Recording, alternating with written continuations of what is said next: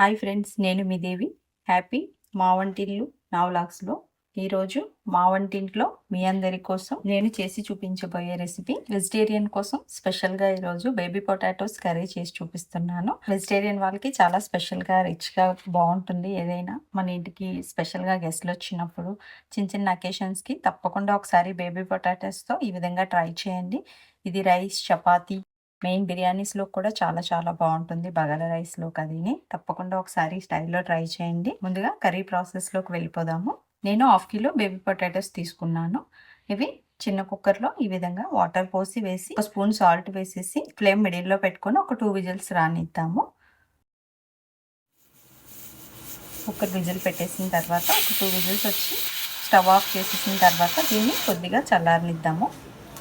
ఈలోపు మనం ఒక మిక్సీ జార్ తీసుకొని గ్రేవీ కోసం ఇందులో ఒక 8 నుంచి 10 వరకు జీడిపప్పులు, అలాగే ఒక 2 టమాటాలను విధంగా పీసెస్గా కట్ చేసేసి మంచిగా పేస్ట్ చేసి పక్కకు పెట్టుకుందాము.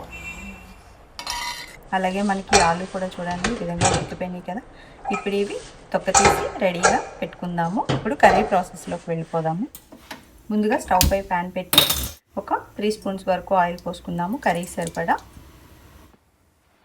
ఆయిల్ హీట్ అయ్యే లోపల చూడండి, మనం ఆలూని ఈ విధంగా తొక్క తీసేసి డైరెక్ట్గా ఇలానే ఉంచేసుకోవాలి. ఇవి పీసెస్ కట్ చేయొద్దు, అందుకే బేబీ పొటాటోస్ తీసుకున్నాము. ఇప్పుడు మనకి ఆయిల్ హీట్ అయింది కదా. ఇప్పుడు ఇవి ఇలా డైరెక్ట్గా ఈ ఆయిల్లో వేసేసి మంచిగా రోస్ట్ చేసుకుందాము.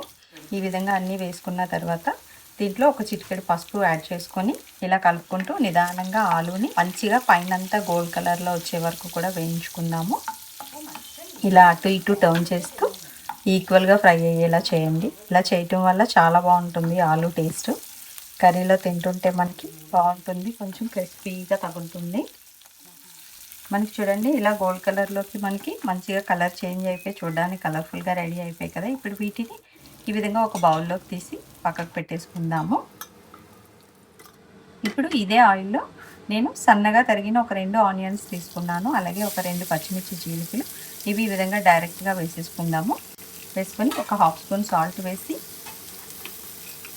మంచిగా ఆనియన్స్ని కూడా ఈ విధంగా మూత పెట్టి ఫ్లేమ్ లోలో పెట్టుకొని మంచిగా ఫ్రై చేసుకుందాము.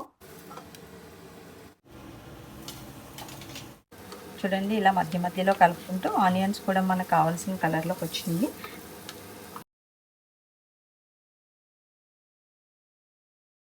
ఇప్పుడు ఇందులో ఒక రెమ్మ కరివేపాకు కూడా వేసుకొని ఈ విధంగా కలుపుకుందాము.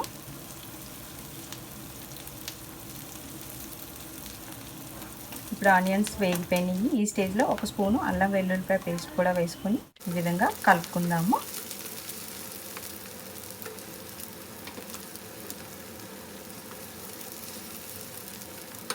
ఇలా కలిపిన తర్వాత ముందుగా మనం రెడీ చేసుకున్న పేస్ట్ని కూడా వేసేసి కొద్దిగా వాటర్ పోసి ఒక్కసారి బాగా మిక్స్ చేసుకుందాము.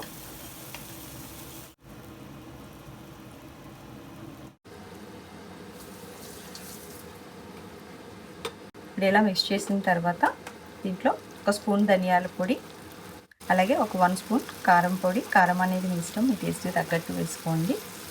ఈ విధంగా ఒక్కసారి కలుపుకొని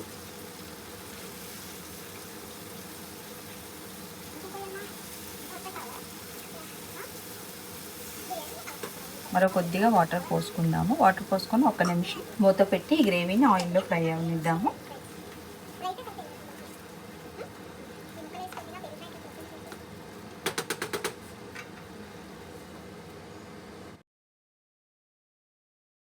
చూడండి మనకి గ్రేవీ కూడా మంచిగా ఫ్రై అయిపోయి ఆయిల్ అంతా మనకి రిలీజ్ అయ్యి కలర్ఫుల్గా గ్రేవీ రెడీ అయిపోయింది. ఈ స్టేజ్లో ఒక 1/2 స్పూన్ వరకు గరం మసాలా పౌడర్ యాడ్ చేసుకుందాము. వేసుకొని ఒక్కసారి బాగా కలుపుకొని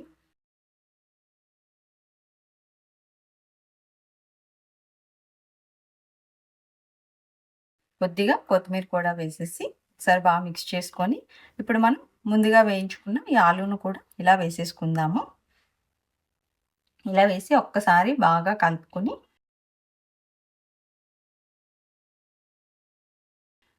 ఇప్పుడు కొంచెం వాటర్ పోసుకుందాము. వాటర్ పోసుకొని మనకి ఈ గ్రేవీలో ఈ ఆలూని ఒక 3-4 మినిట్స్ వరకు సిమ్లో పెట్టి మంచిగా ఉడకనిద్దాము.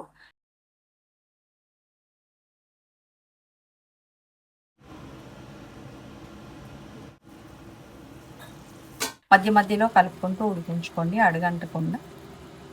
జీడిపప్పు వేసినప్పుడు కొంచెం అడుగు అంటుతుంది. ఇది నాన్ స్టిక్ కాబట్టి నాకు అడుగంటదు. మీరు జాగ్రత్తగా మధ్యలో కలుపుకుంటూ రెడీ చేసుకోండి.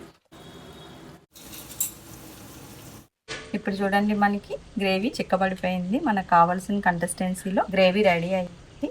నేను ఇది బగారా కాంబినేషన్లోకి చేస్తున్నాను. కొంచెం లూజ్గానే ఉండాలి నాకు. ఇప్పుడు ఈ స్టేజ్లో ఒక 2 పచ్చిమిర్చి చీలికల్ని వేసుకుందాము. అలాగే కొద్దిగా కొత్తిమీర కూడా వేసుకొని ఒక్కసారి బాగా కలిపేసి ఉప్పు కారం చెక్ చేసుకొని స్టవ్ ఆఫ్ చేసేసి డైరెక్ట్గా సర్వింగ్ బౌల్లోకి తీసేసుకుందాము. చూడండి ఎంతో కలర్ఫుల్గా రెడీ అయిపోయింది మనకి బేబీ పొటాటో కర్రీ.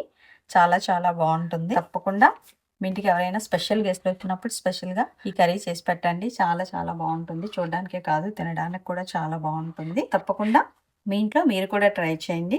ఈ వీడియో కనుక మీకు నచ్చినట్లయితే లైక్ చేయండి. ఇంకా బాగా నచ్చితే షేర్ చేయండి. సబ్స్క్రైబ్ చేయటం మర్చిపోకండి. Thank you.